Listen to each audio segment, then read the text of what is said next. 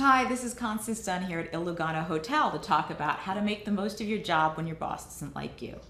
Unfortunately, this can happen to you no matter how competent, no matter how dependable, lovely a person you are.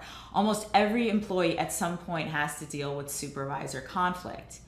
But if you have to work under a boss that does little to hide their dislike for you, you know that there's a huge emotional toll that this takes.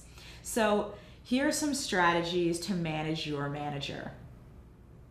Try to step back from the situation and discern whether the issue is related in personality or performance. Sometimes someone just doesn't like the way you look or your actions, and this will have a lot to do with the conflict. Or there's a communication issue where your actions are misinterpreted a lot by your boss, so there's another issue. But there might be also an element related to performance. If it helps and if you think it's appropriate, get input from your coworkers and see if there's any warrant to the criticism.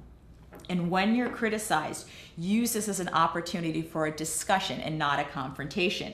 Talk to your boss about different ways to problem solve, different strategies. There's a lot of different ways to do a task, and use this discussion as an opportunity to talk to your boss about ways that they like to get things done and ways that you like to get things done, and why your way might be very effective for you.